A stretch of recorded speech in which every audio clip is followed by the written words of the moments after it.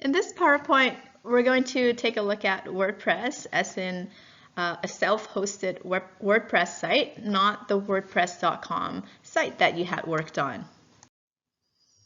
Okay, so today's topics will be about installing and configuring a WordPress site. It will be also about choosing hosting, and we'll talk a little bit about the WordPress dashboard.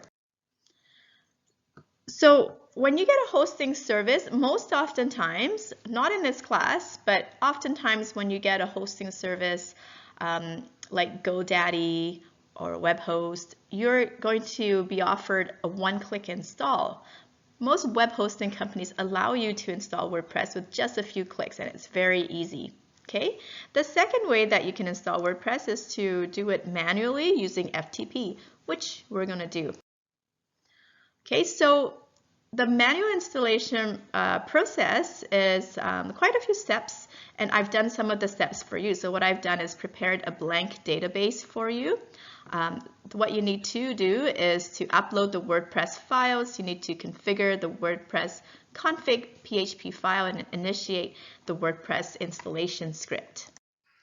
Okay, so number one, preparing a blank database, which I have done for you in this class. WordPress will need a blank database to populate the data.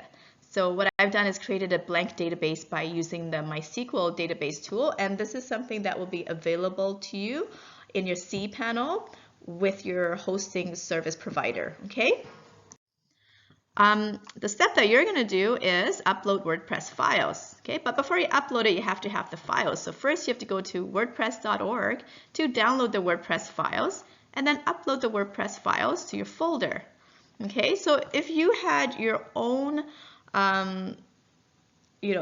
if you had your own server space that you have purchased, you would want to put it in the root folder. The public HTML folder is the web root folder for your primary domain name, okay? That's where you put all the website files which you want to appear when someone types in your main domain. Okay, so next you want to sync the WordPress files with the database. So you want to connect the two.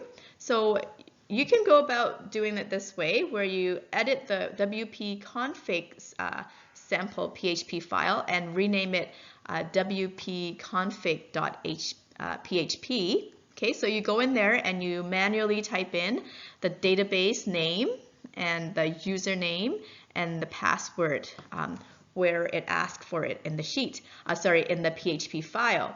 But something has changed over the years and you don't really need to do it this way anymore.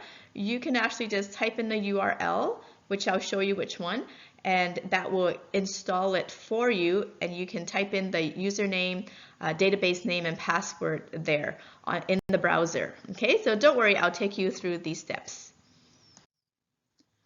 Okay, and a welcome page with an installation form will appear if you type in the URL, okay, and it always ends with a wp-admin, all right? And like I said, I'm going to take you through these steps.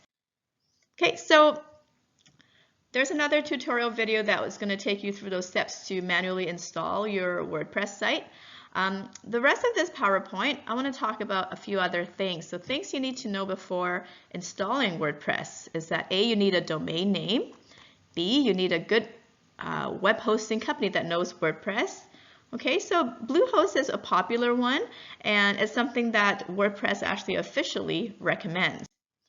Okay, so things that you need to consider when choosing a host. You need speed, security, and reliability. And note that there are different kinds of hosting. There's free hosting, shared hosting, VPS, dedicated, and managed. And I'll talk a bit about each one of them. So free hosting is usually managed by an individual who's reselling a small part of his server space to make some extra revenue.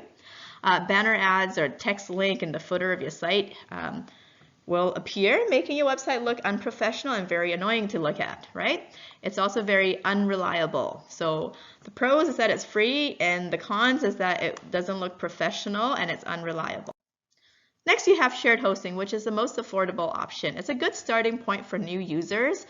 what it is you basically share a large server with lots of sites. And by having multiple sites on the same server, hosting providers can offer the service at a much more affordable rate. And of course, there's usage restrictions. If your site gets really big and starts to take up substantial server load, you'll be asked to upgrade your account. Next is VPS, which is a virtual private server, and this refers to a virtual machine. It's a method of partitioning a physical server computer into multiple servers. So even though you're sharing the server with others, this gives you almost as much control as a dedicated server. It also has the privacy of a separate physical computer. So if you don't have any technical knowledge, then you should purchase the Managed VPS. The hosting provider will manage all the system upgrades in that case. So VPS hosting is the best for medium-sized businesses and very high traffic blogs. Next, you have the dedicated server. This is a physical server that you can actually lease from the hosting provider. This allows you to have complete full control over the server, such as even the choice of operating system. You do not need a dedicated server if you're just starting out. It's a bit of an overkill. Okay, so once your site is receiving a significant amount of traffic, then only you should consider upgrading to a dedicated server.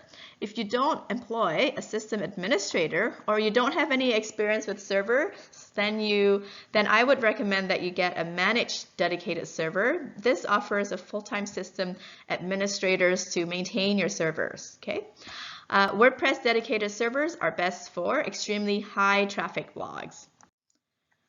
Okay, and then there's managed. Due to a large number of users using WordPress, some web hosting providers have chosen to even offer managed WordPress hosting. This means you don't have to worry about anything at all. They will optimize your site for performance, make sure that your site's secure, keep regular backups, and then advise you if a specific plugin is having a negative impact. So the bottom line is managed WordPress hosting is hassle-free, it's fast, with high quality support from staff who has lots of WordPress experience. So the plans for managed WordPress hosting is usually on the higher end of the scale, but if you have the budget for it and if your expertise is not in maintenance, then you would want to spend some extra dollars on this. All right, and this is the sources for my slides. I hope it has been informative. I would like you to move on and watch the video tutorial on how to install your WordPress site step by step.